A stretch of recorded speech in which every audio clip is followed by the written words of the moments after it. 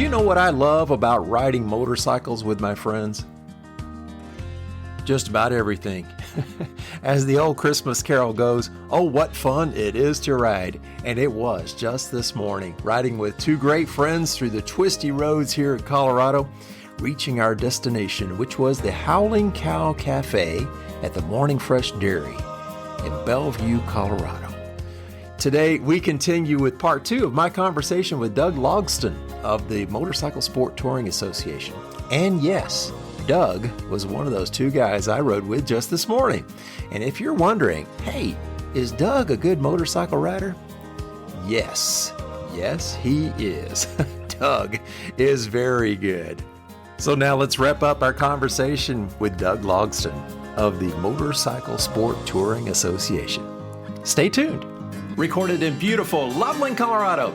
Welcome to Peace, Love, Moto, the podcast for motorcyclists seeking that peaceful, easy feeling as we cruise through this life together. Are you ready? Let's go.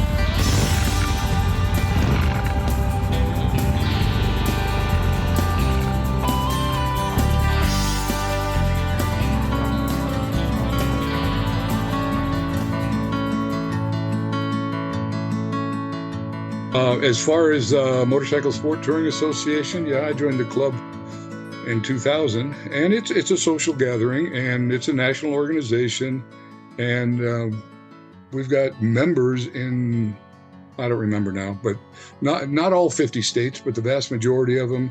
We got members in Canada, we've got a member in Switzerland, we've got members in England, so there's a bit of a worldwide flavor to it. Again, it was looking for a little bit of camaraderie and hanging with people that like to do the same thing you do. And one of the big draws that's been for me with the Motorcycle Sport Touring Association is that every year they have their national rally someplace in the country, and it's grown to be 5 days long, and it's very often in a part of the country I have not explored and I've not been to, and so I look forward to that. We call it STAR. It's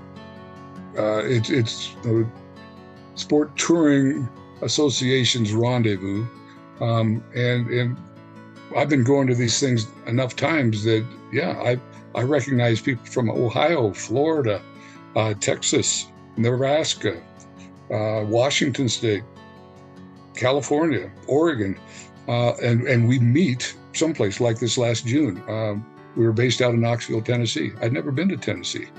They got some wonderful roads in Tennessee. I got to finally ride the Tail of the Dragon. Oh, yeah. I've heard about it. US 129, 11 miles and I think 318 curves. Amazing. A lot of fun. And then also my wife and I extended that vacation and went and visited some friends in North Carolina. I had not been there either. And they got some wonderful roads in North Carolina. And my buddy that we were staying with, he's a motorcyclist. So he was showing me the local roads. And I mean, this was a week or 10 days of just me with a silly grin on my face all day, riding around and exploring new places. Well, isn't it interesting too? And I bring it up on this podcast a lot, maybe on every podcast, I don't know. But isn't it interesting how with this sport that we so love, if you call it a sport or transportation or a passion, or whatever, you can come up to almost any other motorcyclist and have something to talk about, just a total stranger, where you're not going to have that conversation at the gas station with your car, not necessarily, unless you're driving a unique car. But with motorcyclists, it's almost, hey, nice bike.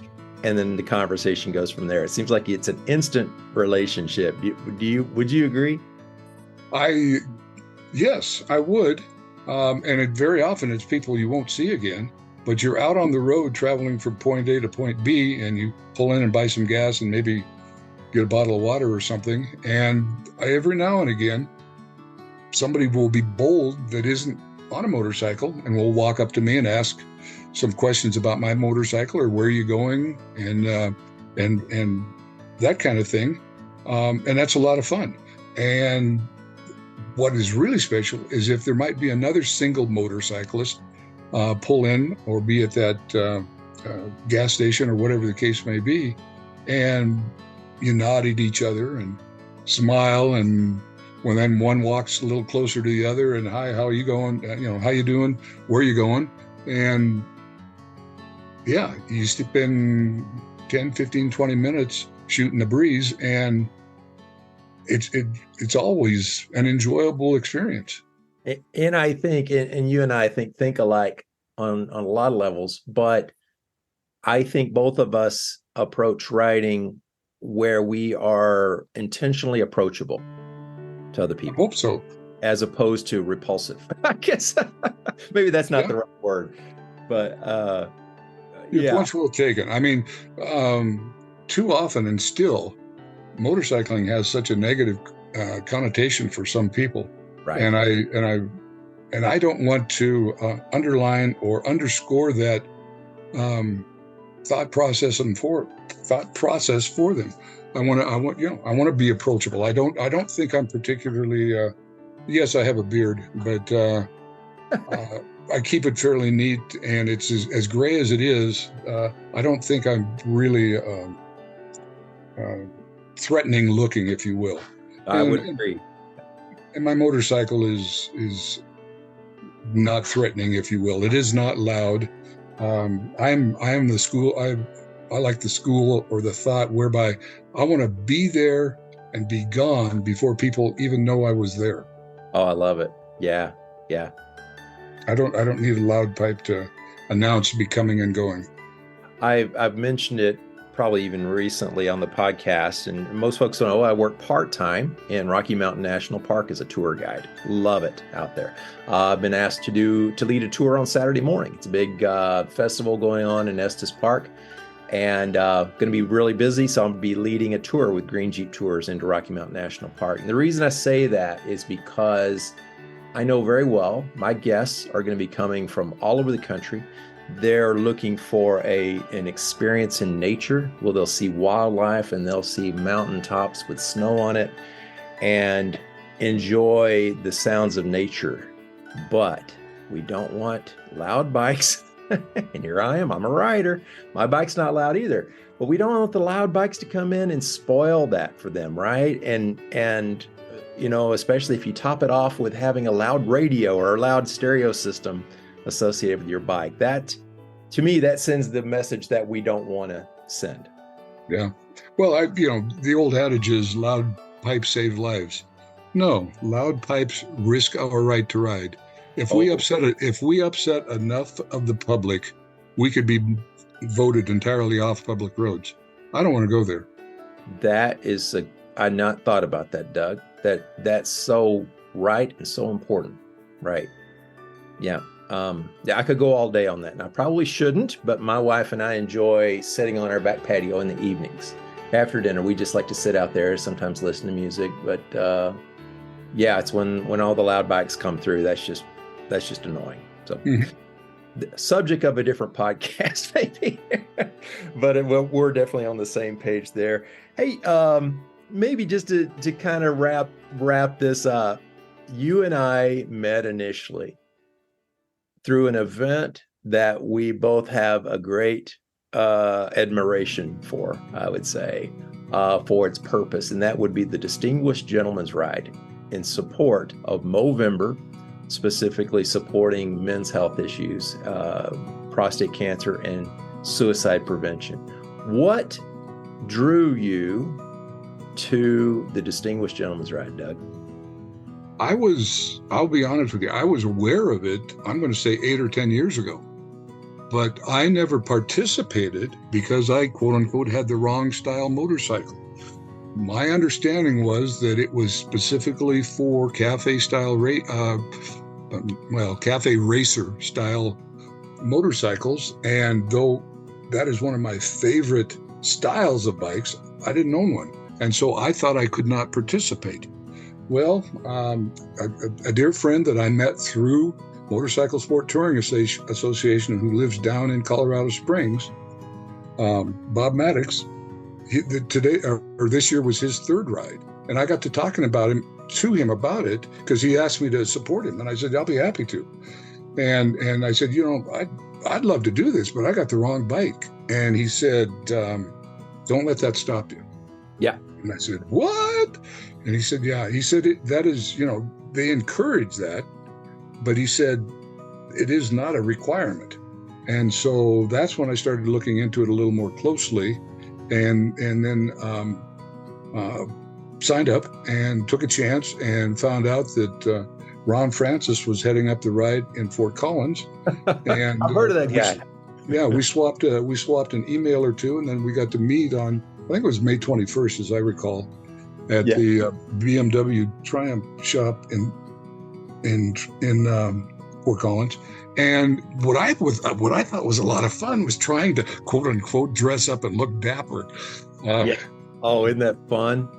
For me, that's a bit of a challenge. But anyway, and I got the coat and the pants and the shirt and the tie and the flat hat like you wear on some occasions.